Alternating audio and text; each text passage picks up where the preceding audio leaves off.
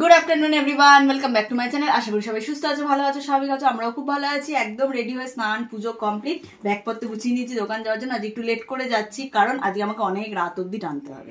কালকে থেকে যেহেতু আমি থাকছি না, ওই জন্য আমার কাজটা আমাকে গুছিয়ে দিয়ে যেতে হবে। তারপর তো ওরা সবকিছু বুঝে নেয়, আমি না থাকলেও ওদের কিছু যায় আসছে না এখন ব্যাপারটা এই জায়গায়।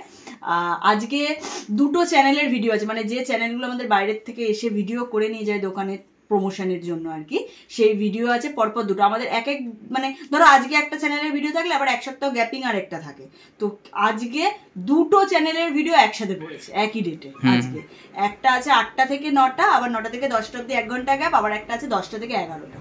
তো তারপর গোছাগুছি করে আমাকে আসতে হবে, তাই জন্য একটু লেট করেই যাচ্ছি। একেবারে জামাটা পরে রেডি হয়ে নিয়েছি আমি, শুধু মেকআপের জিনিসগুলো ব্যাগে নিয়ে নিয়েছি। যখন রেডি মানে ভিডিও বসার আধ ঘন্টা আগে মেকআপটা করে নেবো। এখানে আমাদের প্যাকিংয়ের জিনিসপত্র আমি বার করে রেখেছি, রাত্রে এসে এগুলো ব্যাগে ঢুকিয়ে নেবো। শুধু ব্যাগটা বার করতে হবে আর ঢুকিয়ে দিতে হবে, আর কালকে ট্রেনে উঠে পড়লেই পুরি। আজকে আমাদের যে রামদা আছে পান্ডা, তাকে ফোন করেছিলাম, বলছে যা ভিড়, মানে ভগবানের দর্শন তোমরা হ্যাঁ বলছে যে জাস্ট মন্দিরের প্রাঙ্গণে পা দেওয়া মানেই হলো। আমার ওটাই খুশি। আমি পুজো দিতে পারি না পারি, আমার বাবার স্থানে আমি একবার গিয়ে দাঁড়াতে পারলেই মনে হয় আমি যেন বাবার কাছে এসে গেছি, ব্যাস। আমার আর কিছু চাই না। পুজো দিতে না পারলেও আমার কোনো অসুবিধা নেই, আমি শুধু মন্দিরের স্থানে একবার যেতে চাই। আর একটা বিশেষ দিনে যাচ্ছি, ওখানে পৌঁছাতে পারলে অনেক অনেক বড়। এবং বারবার বলে দিয়েছে আমাদেরকে পান্ডা যিনি রামদা, যে চেষ্টা করবে, যেহেতু স্নান যাত্রাতে আসছো, এটা মাম্মামও বলছিল, স্নান যাত্রাতে আসছো সেদিনকে কিন্তু সমুদ্রে একবার স্নান করার। আজকে তো যেহেতু দোকানে ভিডিও আছে ব্যাক টু ব্যাক, তাই আর 5টার পর থেকে লোক ঢোকানো হয়নি, এখন প্রায় 6টার। দোকান গোছাগুছি চলছে, এদিকে পুরো পরিষ্কারও হয়ে গেছে। আর ওদিকে আরো দুজন আছে, ওরা করছে। রুষার একটু শরীরটা খারাপ লাগছিল, তাই ওকে বাড়ি দিয়ে এসেছি। এখন আমরা বলছি খেতে। আজকে একদম ভেজ মিল নিয়েছি, ভাত, ডাল, আলু পোস্ত, পাঁচমিশালি, পটল ভাজা আর চাটনি এই দিয়েছে। আর এই না খেয়ে গল্প করে যাচ্ছে ফোনে।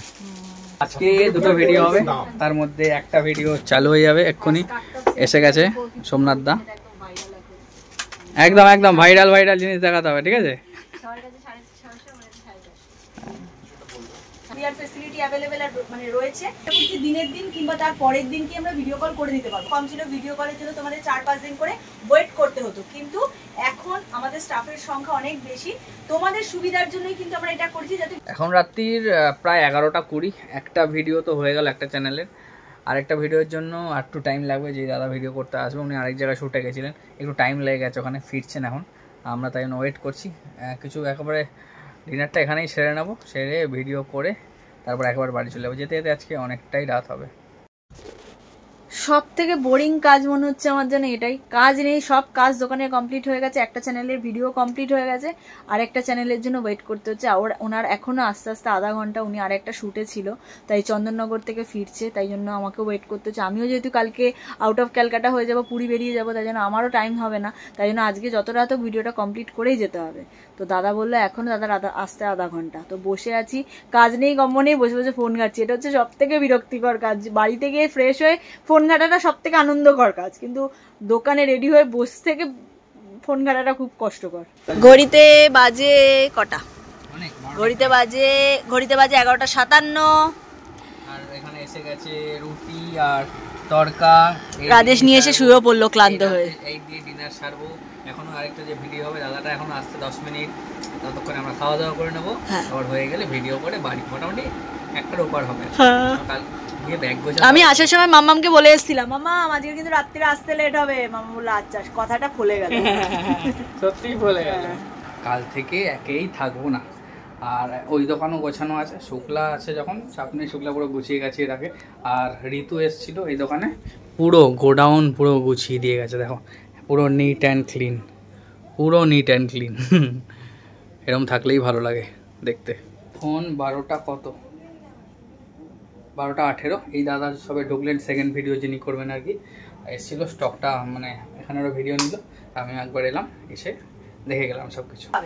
আমাদের দোকান হচ্ছে একদম দমদম স্টেশন, দমদম জংশনে নামবে, 4 নম্বর প্ল্যাটফর্ম থেকে বেরিয়ে আমাকে একটা কল করে নেবে। স্টেশন থেকে আমার দোকানের গলি দেখা যায় একদম পাশে।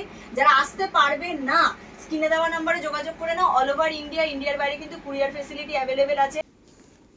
রাত্রির 1:27, আর এই জাস্ট দাদা বেরোলেন, আর রিম্পা এখন দিচ্ছে পুজো দিলে আমাদের রাত্রে যত রাতেই আমরা যাই না কেন, বাড়ি যাওয়ার আগে পুজো দিয়ে খেতে দিয়ে লাইট নিভিয়ে যাই একদম।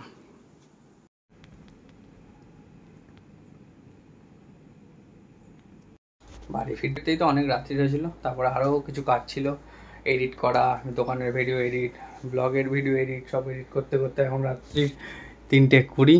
হাতে সময় নেই, জিনিসপত্র মোটামুটি বার করে রাখা আছে, এখন শুধু গোছানোর পালা। 4টে ব্যাগ গোছানো কমপ্লিট। এই যে একটা ব্যাগ, একটা ছোট্ট ব্যাগ নিচে, এর মধ্যে সব ওই চার্জার, সাবান, শ্যাম্পু এইসব যাবে। কিরে কালকে এই সময় মোটামুটি আমরা পুরী নেমে যাবো? হ্যাঁ 4:30 তো নামবো আমরা। 4টে, হ্যাঁ 4:30। কি মজা না?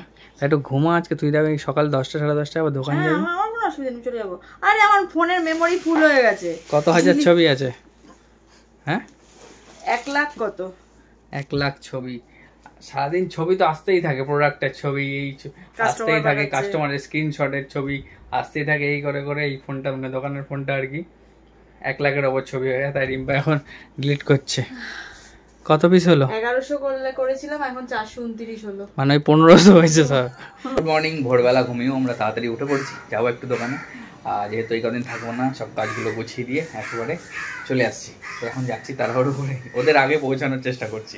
ব্যাগ তো কালকে প্যাকিং করে রেখেছিলাম, লাল ব্যাগটাতেই সব ঢুকে যেত, তবু এটা নিলাম, নাহলে ওটাতে না ওটা একদম টাইট হয়ে যাচ্ছিলো। ওই শুধু এটার মধ্যে টুকটাক ওই চার্জার এই সবগুলোই নিচ্ছি, চার্জার, সানগ্লাস, টুকটাক এইসব জিনিস, আর কিছু না। আর এটার মধ্যেই মেনলি আমার আর রিম্পার জামা কাপড় আছে। আজকে জয় মঙ্গলবার, মামামের পুজো হয়ে গেছে সকাল সকাল।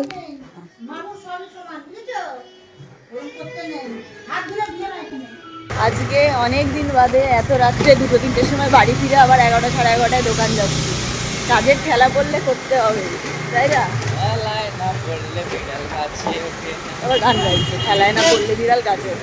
না আমার এখন না গেলেও হতো, বাট আমি ভাবলাম যাই, গিয়ে 2-3টে ভিডিও ওদের ব্যাকআপ করে দিই 3 দিনের 4 দিনের জন্য, তাহলে ওদেরও সুবিধা হবে আর কাস্টমারও আপডেট পেতে থাকবে। তো তাই জন্যই যাচ্ছি, মোটামুটি 2-2:30টার মধ্যে আবার বাড়ি চলে আসবে, তাই তো? হ্যাঁ এসে গেছি দোকানে, আমরাও এলাম আর ওরা একসাথেই খুললো। সব ঢপবাজি দিদি, 11টায় চলে আসি, 11টায় চলে আসি, সব ঢপবাজি না, তাই না? আমি 2টো ট্রেন ছেড়ে এসেছি, বিভৎস ভিড় আজকে ট্রেনে। তাই কালকেও সেম ছিল, ওই কারণে আজকে আর রিক্স ট্রেনই ট্রেন ছেড়ে এসেছি। কিছু ভিডিও পেন্ডিং ছিল, সেগুলো আবার এসে করা হলো আজকে। এখন এসছি গোডাউনে। ঋতু কালকে গোডাউনটা গুছিয়ে দিয়েছে, রুষা নোংরা করে আর ও হচ্ছে গোছায়, ঠিক আছে? হ্যাঁ এই তুই ঝগড়া করছিস কার সাথে? অসুস্থ ছিল, ওকে অ্যাম্বুলেন্সে করে পাঠিয়ে দে হসপিটালে, ঠিক আছে? আমি ওকে বাড়ি দিয়েছিলাম কালকে।